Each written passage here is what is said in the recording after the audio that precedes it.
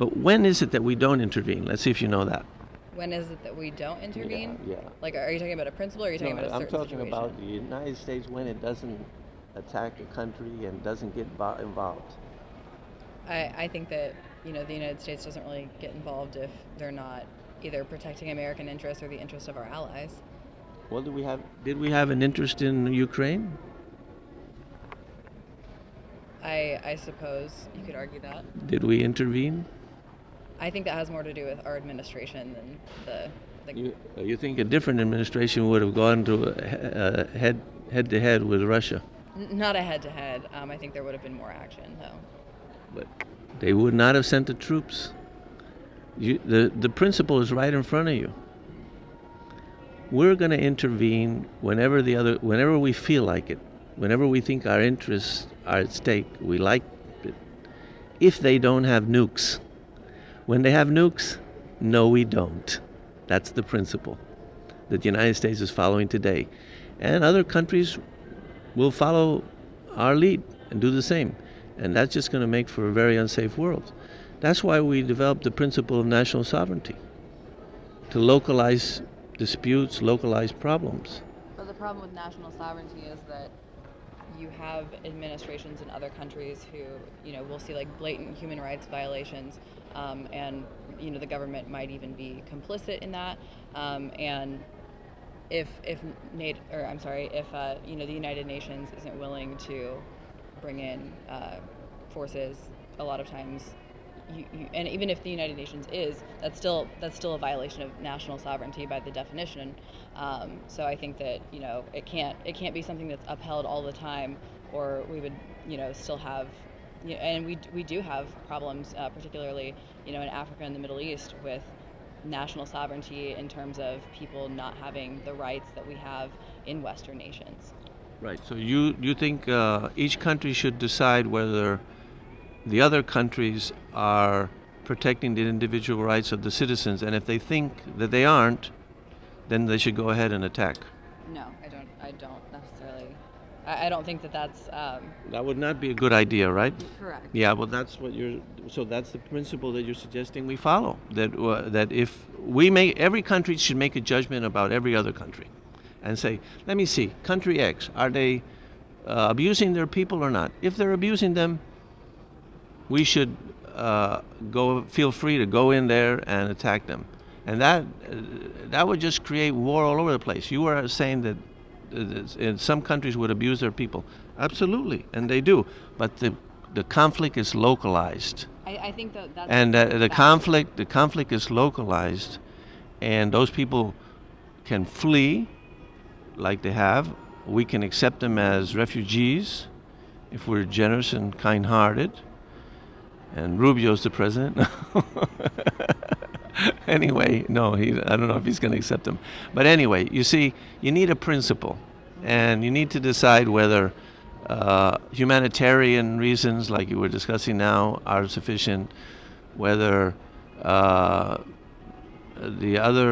whether your interest in another country is that sufficient, or should you do what the founding fathers said, which is in defense of the common states, of the common defense of the states, is what the Constitution says.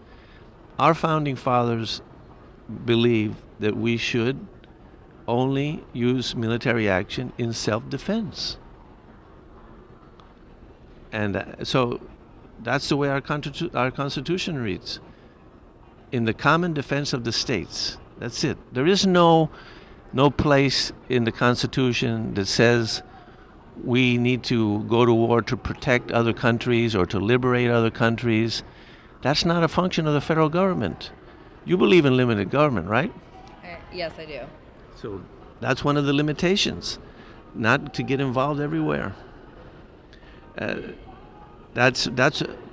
Or maybe you disagree. Can you tell me in the Constitution some place where it says that it is the function of the federal government to protect or liberate foreigners?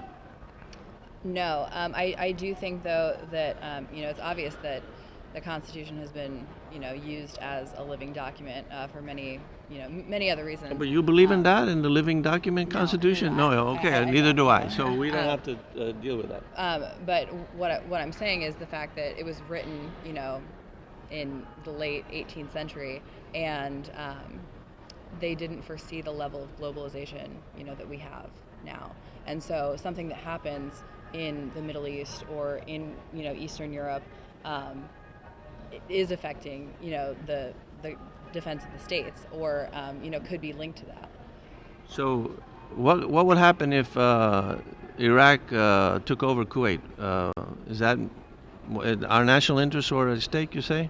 And then we had to go to war there? Is that what you're saying? I mean, it was a threat of destabilizing the region. What do you mean? What do you mean by destabilizing? One country took over the other country. That's it. What's a destabilized thing? I mean, we had. How is it that is affecting our national defense? How is it that you here in America are less secure, and somebody's going to attack you now that they weren't going to attack you before? As I was saying earlier, I don't think that that's the only reason for, sending in the military. I think that there are other reasons: economic security. Okay, so if another country does a trade embargo on us, should we go to war with them? No. That affects our economics, and that is what a lot of. By the way, in the rest of the world, they all think that we went to war in Iraq and Kuwait to get their oil, right. Just like Saddam did. Yeah, but did we get any free oil?